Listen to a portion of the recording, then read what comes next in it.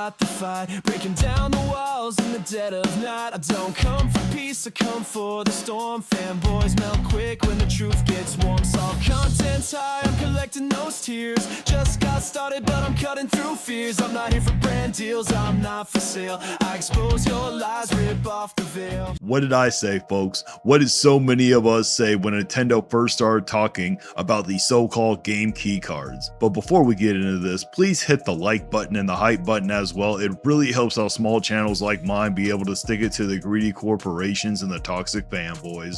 We said it plain and simple. It might start with third-party publishers, but one day Nintendo's own games would end up on them too.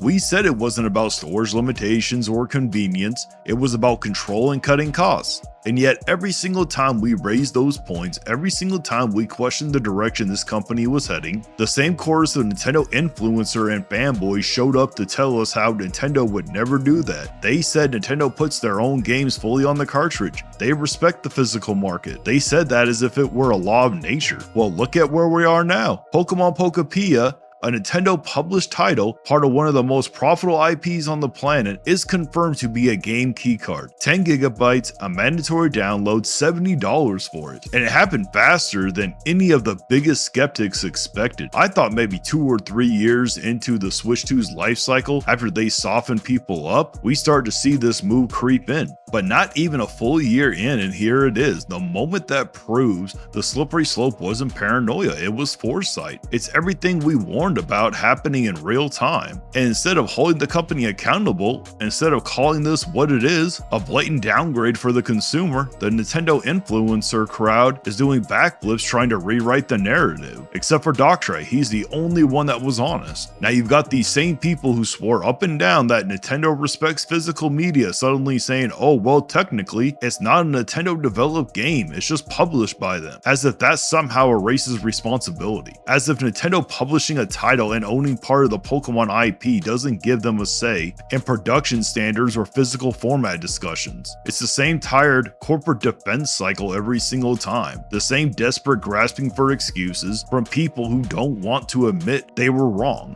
And let's be honest, it's pathetic and it's very primitive, because when Nintendo publishes a game, their name is on the box. They control the marketing, the licensing, the distribution. They absolutely have leverage in whether it's a full cartridge or a game keycard. To pretend otherwise is delusional. But of course, these influencers can't say that. They can't admit it because their entire brand depends on keeping that cozy relationship intact. They can't risk losing every review code or preview access, so they spin it as not a big deal. They frame it like, oh, it's just a small download, it's fine. But what it is really is a test of how much they can take before people finally stop caring. And you can see how it's working. The same people who used to say physical forever are now saying, I don't care if it's a download, as long as it plays. They've been conditioned to accept less. That's how this industry moves the goalposts. It starts with minor inconveniences framed as technical necessities until the very concept of ownership is gone. And that's what the Pokemon company, with Nintendo standing right behind them, is doing here. Pokemon Pokapia isn't some massive 100 gig RPG that can't fit on a cartridge. It's a 10 gig farming simulator.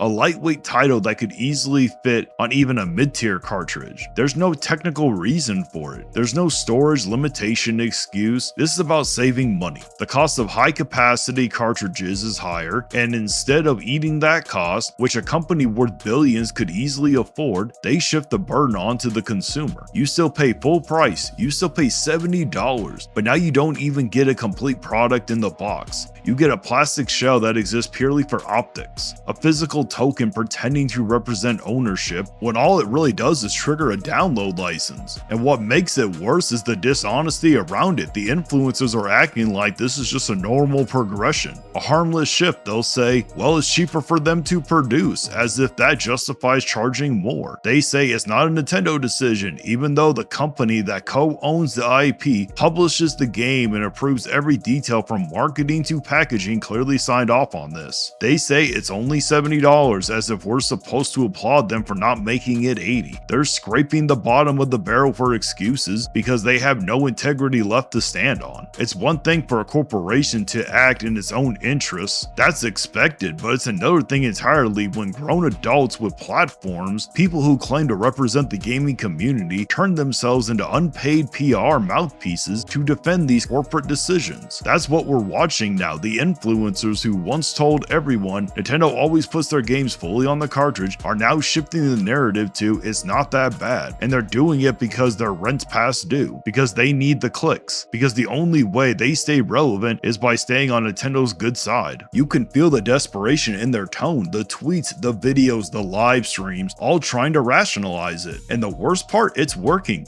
The Pokemon brand is so massive, so deeply ingrained in nostalgia that even when they cross every line, millions still line up to buy. It's not about gameplay or innovation anymore, it's about brand loyalty, and Nintendo knows it. The Pokemon company knows it. The influencers know it too. They all rely on that emotional connection to keep people from thinking critically. That's why they'll spin this decision as not a big deal. That's why they'll say, at least we still get physical. It's gaslighting, plain and simple. What's so frustrating is how predictable it's all been. From the moment Nintendo announced the Switch 2's new media format, people like me said this was a Trojan horse. They dressed it up as a solution for larger games, but we knew it was just a doorway for publishers to save money while charging more. And now it's not a theory anymore, it's reality. The floodgate is open because of Pokemon, one of the biggest IP Nintendo publishers, can get away with being a game keycard. What's next? What happens with Mario or Zelda followed the same route? And don't tell me they won't, because the same excuses that worked this time will not work next time. Well, that's enough about the Nintendo influencers. This game, Nintendo is actually charging $70. That's what Nintendo wants for a game that isn't even on the cartridge.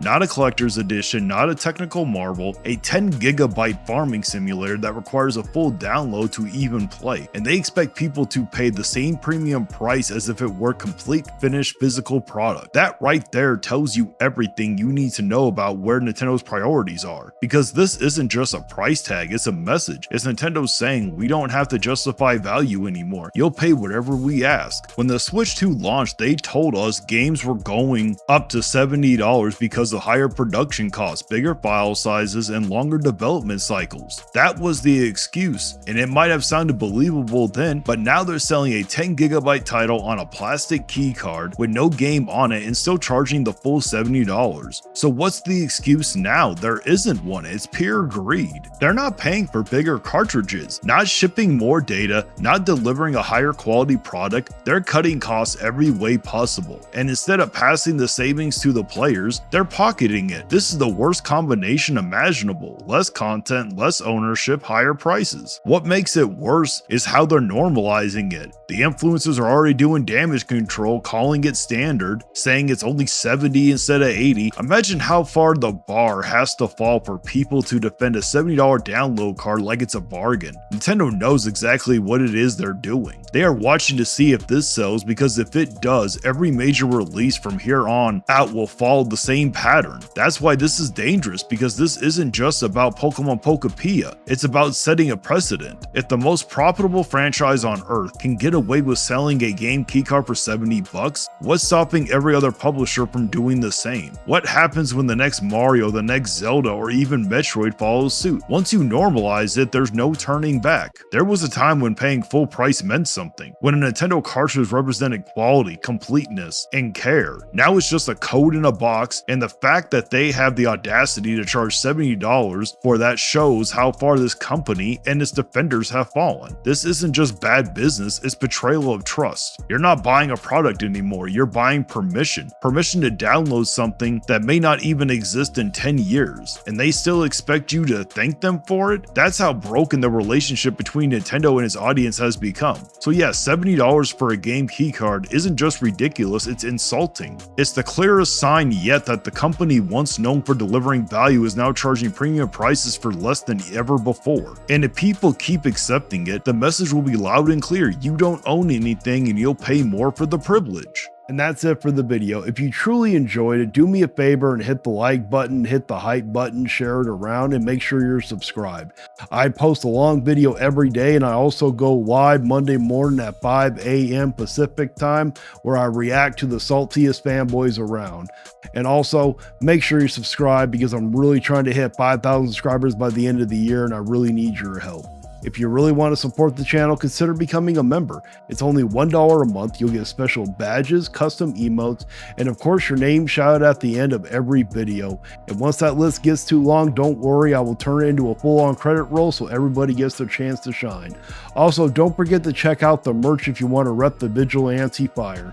And as always, until next time guys, stay vigilant. And now it's time to read off the members of the channel. We got Coral Subjective, Maximilian Pegasus 88, Matt Fox 94, Dr. Downvote, Oh No It's Justin, Brian Payne, Andy Red, C Stars Pipflip, Jay Wesby 65, Maximus 2400, Geezer Noob, Dustin 360, That PlayStation Gamer, Stephen Ramy, Matthew Buckley, Blue Moon, John Marr, Johnny Bones Jones, The One and Only Groot, Female Goku, Alyssa D. Lawless, James Rowe, Mario 123, Casaria, Shane Ruled, Renee, Dragon Knight, Dragonborn, 20 the Witch Lord, Vicious Jaber, Cripple Gamer, Blast 1314, General Raihahuka, CM, Eat in Force, Pokey Plays, Starlight Mirror, Crystal Woe, Phoenix Freestar, The More Incredible Grimlock, Ninja Pat 15, T-Man the Cool, Kyria Lunar, Ronnie Reef 90, and Shadow Dragons. Thank you so much for becoming part of the crew. You can cry in the comments, but you won't survive. Like and subscribe if you feel that vibe. We're harder